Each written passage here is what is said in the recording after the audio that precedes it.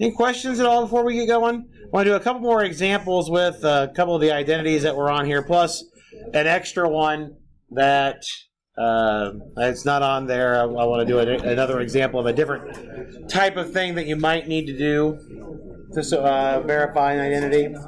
And then I've got an extra worksheet that I want you to work on. I think I'll probably collect the worksheets just to get it graded so you have some feedback for it for identities. I mean, you'll work on it in class and ask me questions and so forth, but I just want to get you some feedback and make sure that you're looking at them right. All right. No questions at all? I'm guessing with a lot of the talking, and there are any questions? All right. Let's do another type of example of my trig identity that I would like to try to solve here. So let's say I ask you to verify. Say we have 1 plus sine x over cosine x is equal to cosine x over 1 minus sine x.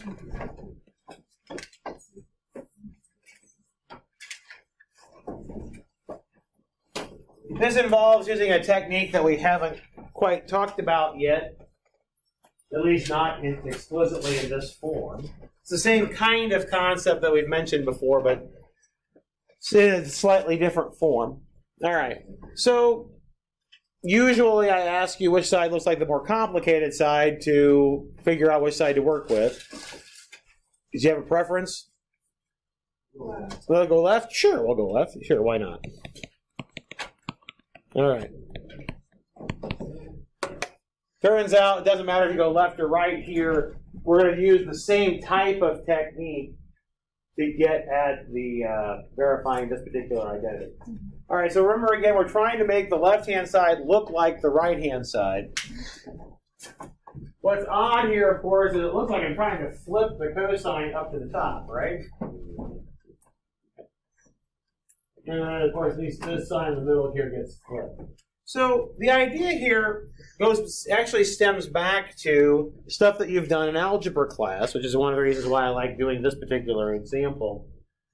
So back in algebra class, you may have been asked to look at an expression like this and asked to rationalize it.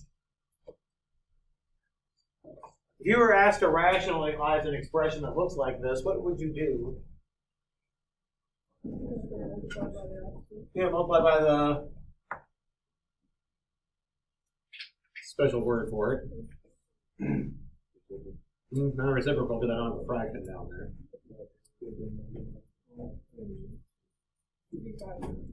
What is it? Yeah, so yeah, the conjugate, that's the idea. So the 5 minus root 2, 5 minus root 2, right? What's the big idea by multiplying by the conjugate? What happens in the denominator? Yeah, the square roots cancel because what happens in the middle? So notice that we square the first term. We end up squaring the last term. But what happens in the middle? When you put these together, you get negative 5 root 2. When you put these together, you get positive 5 root 2, right? And the middle terms cancel, and notice also the square root goes away. But in particular, you end up with the square of this one and the square of that one, right? What you're doing is, if you've got a plus b, if we multiply it by a minus b, what do you end up with? A squared minus b squared. That's what multiplying by the conjugate is doing. It's filling in the missing piece of the difference of squares. Notice in this, we had an a plus b, so we filled in with an a minus b, right? It's filling in the missing piece, the difference of squares. When you multiply by a conjugate, that's what you're doing, is you're filling in the missing piece of the difference of squares when you multiply it out. Now, why does that have any importance over here? Well, let's think about our trig identity, in particular this one. We know that we can rewrite this in a couple of different ways, right? We can rewrite this as 1 minus sine squared theta equals cosine squared theta, or 1 minus cosine squared theta equals sine squared theta, right? We can write those either way. look at this left-hand side of either of them. That's a difference of squares, isn't it?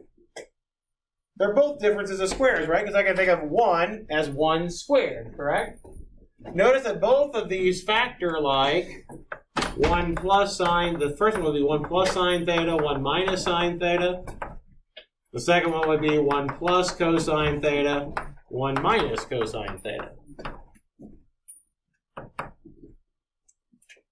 Right? Okay.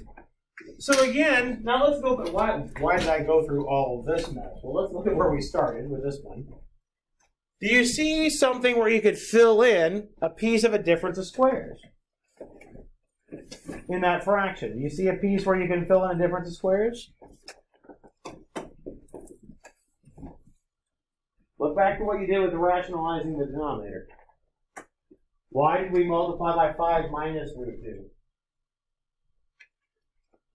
What was the whole reason why you multiplied by 5 minus root 2? What clued you in to multiply by that? It was just magic? It came out of thin air? What clued you in to multiply by 5 minus root 2 here? Yeah, it's the conjugate of that piece, right? Why did we multiply by the conjugate? Because it made a difference of squares, right? Well, which of those two pieces even has the conjugate that you would even care about? The numerator, right? So if I have a 1 plus sine x in the numerator, what might I want to multiply by to make a difference of squares? 1 minus sine of x. I got to keep everything equal, right? So I need to do top and bottom by the same thing, don't I? Right? Now I'm not going to multiply out the bottom, but I am going to multiply out the top. It's the whole thing that we're trying to play with, right? The whole reason why we're multiplying by the conjugate is because I want to play with the difference of squares idea. What do you get when you multiply out the top? You get 1 minus sine squared x, right?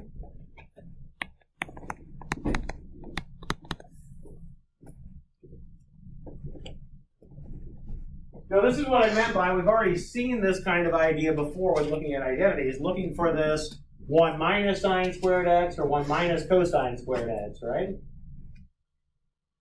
We've already seen that idea. We just had to fill in the missing piece, but this is stuff that you've seen doing before when you've done rationalizing. By the way, rationalizing is a good skill to have, but making sure that you can just rationalize the denominator, that's not the important part. Sometimes you want to rationalize the numerator. In calculus, by the way, you'll want to be able to rationalize numerators. You don't care about rationalizing the denominators nearly as much. The numerator needs to be rationalized. Which is exactly the kind of thing we did here, right? We played with the numerator. Now again, the reason why we multiply by this conjugate idea is because it creates a difference of squares. Anytime you have an a plus a b, if you multiply by an a minus b, it gives you a difference of squares. If you had an a minus b, multiply by an a plus b, same idea, right? But why in this particular problem was getting a difference of squares a good thing? Why did we want to see the 1 minus sine squared in this case? Yeah, because we can replace 1 minus sine squared x with cosine squared x. Yeah, good. That's why we wanted to see that one. It's also why I didn't multiply out the denominator, by the way.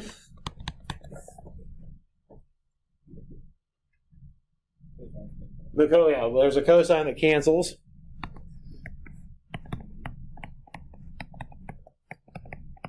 And we get cosine x over 1 minus sine x, which is where we wanted to get to.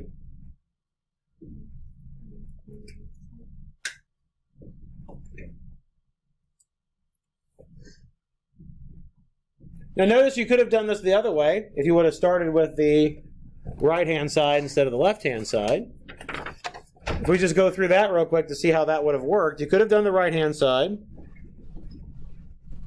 We do cosine of x over 1 minus sine x. How would you have started this one, do you think, if you would have started with the right-hand side? Good. Multiply by 1 plus sine x over 1 plus sine x. Now again, the piece that's cluing you in that you might want to do this is the fact that I've got a minus sign here, and I know something about 1 minus sine squared, right? We agree? Okay. So I don't want to multiply out the top, I want to multiply out the bottom. That's the thing that I'm trying to play with to get it rearranged into something else. So I'll leave the numerator alone and multiply out the denominator, which gives me the same thing. And notice that we basically have the same idea, don't we? What do we replace the 1 minus sine squared x with?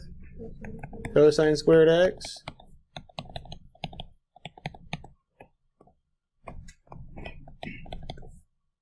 And then what happens? Yeah, one of the cosines cancel, right? And we're left with 1 plus sine x over cosine x, which is the left-hand side. So you could have done either way. The important part of this was being able to do this multiplication by the multiplication by the conjugate idea. Does that make sense? Do you want to see another one like that? Yeah? Okay. What if I ask you to verify, let's say we had secant x minus 1 over tangent x equals tangent x over secant x plus 1.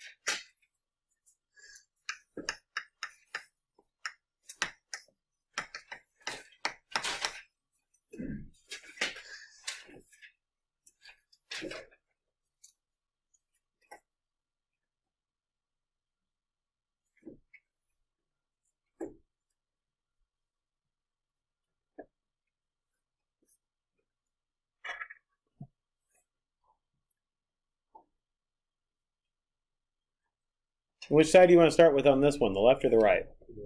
The left? Okay. I didn't hear what you said. Did you say right?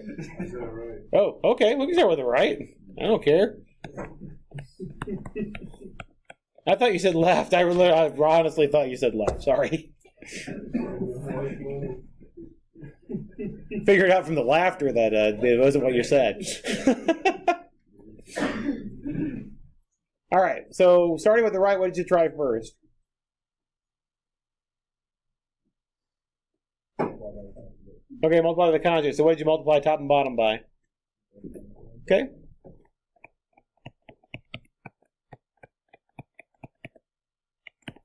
So do you think I want to multiply out the top or multiply out the bottom to help me out here? The bottom, right? It's the bottom that I'm trying to get rearranged. That's the thing that I multiply by the conjugate, right? It's the same thing we did here when we tried to rationalize the denominator. I didn't bother multiplying out the numerator at that time because I'm trying to rationalize the denominator. Same concept, right? The thing that you took the conjugate of, multiply those two pieces together first and see what happens. Don't do any other extra multiplication that you don't need to do. Okay? So on top we still have tangent of x times secant x minus 1. What do you get on bottom? Good. Because when you the whole point of multiplying by a conjugate is to get that difference of squares, right? So when you do secant x plus 1 times secant x minus 1, you get the secant squared x minus 1. Is that helpful? Yeah. Because, as I wrote this up here, how can I rearrange this to see the denominator? What do I need to do? Yeah, subtract the 1 from both sides. I see that secant squared theta minus 1 is tangent squared theta. So we can replace that denominator with what? Tangent squared.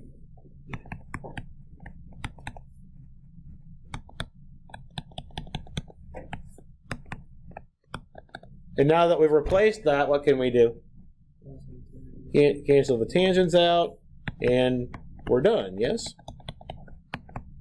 Isn't that where we wanted to get to, the left-hand side?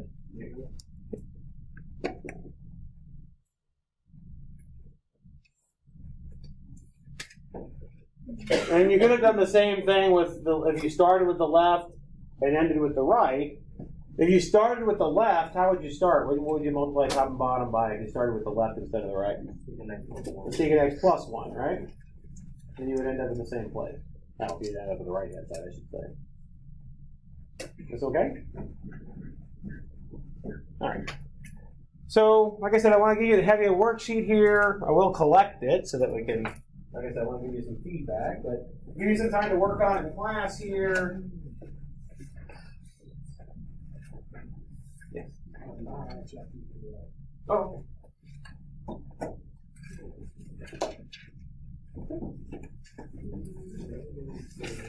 Sorry.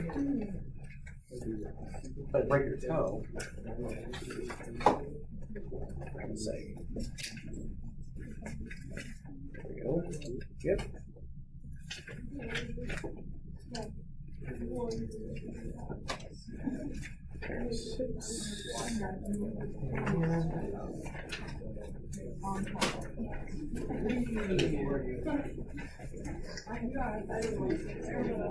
I'm going to sort of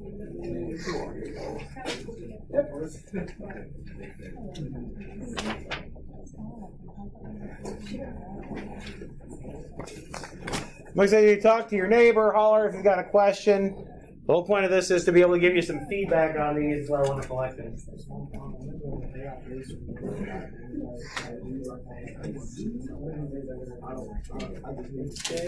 I don't remember which day it is. I'm sorry. No, that's what we're still in. Yeah.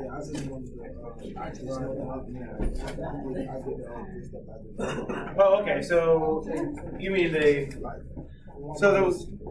So we've got we have the Pythagorean identities.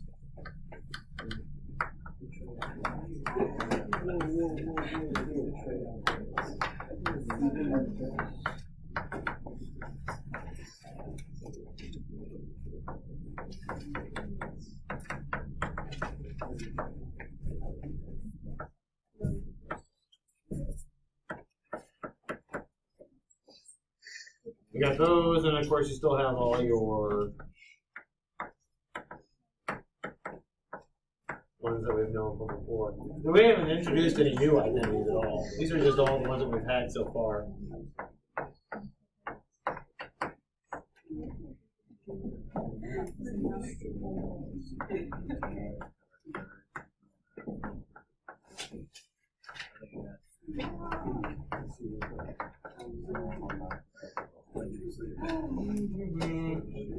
This is also run over.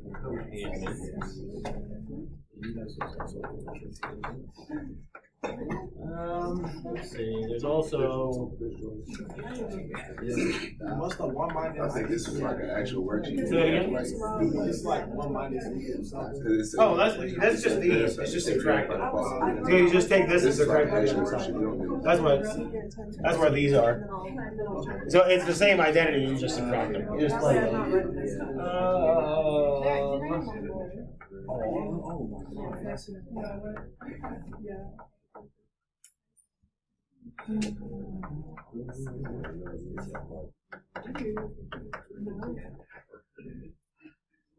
I got those already. You got these? Yeah. Okay. Yeah, the ones that come out from the subtractions are just moving these. Okay. They're just playing with it. Thank you. Yep, you're welcome.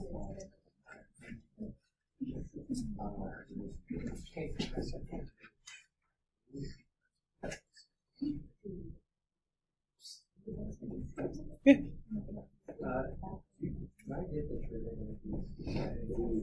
Oh, yep. These are practice. Yeah, they're practice. Yeah, yeah. We worked on those on Friday. Yeah, you're welcome.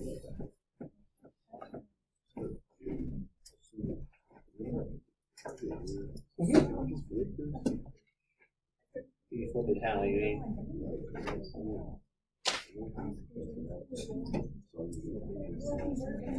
So what I would do, because I can't flip it to get them to cancel it, because there's no way to flip it, and there's a minus sign in the middle anyway.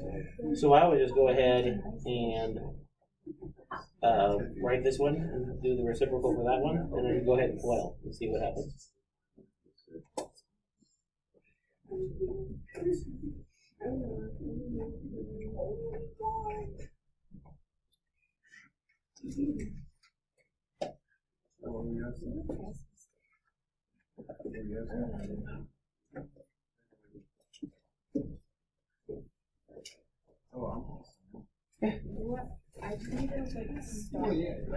Okay. Well, which side did you want to start with? The left. Okay, that's probably a good idea. Yeah. I agree. So what did you try first? I was gonna separate them out into like sine and cosine, Okay. but it looks like too much. Okay. There's probably like an easier way. Like spoiling it, would that be better? Well, you can FOIL it first, yeah, and see what happens. That's okay. Basically taking everything out and then Is there a better way to write that? No, I don't think so. Do one or the other. FOILing it first and then rewriting it in sines and cosines is probably takes a little bit less time to write it out, but that's really, I think, the only way to do it is one and then the other.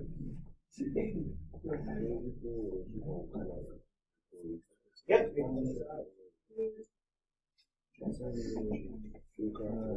Yep, they'd be both legs that go out of the next day. Cosine x times sine. Yeah, that's right. When I started off like this,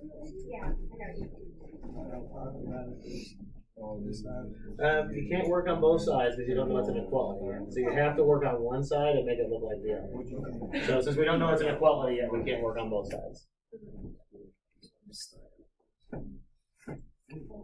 Sorry.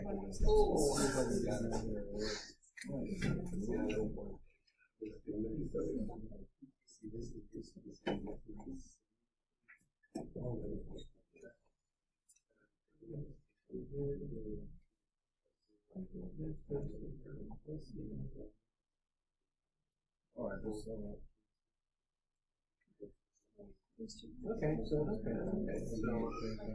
sine over cosine. So what I would do here, I can get down here.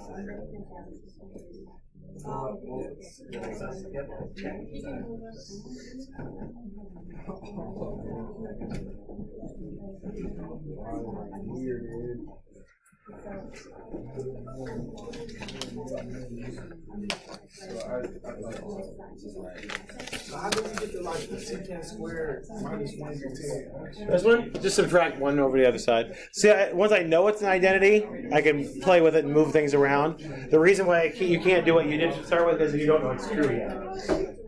When you verify that it's true, then you can play around with it like that. So all we do is just subtract one from both sides.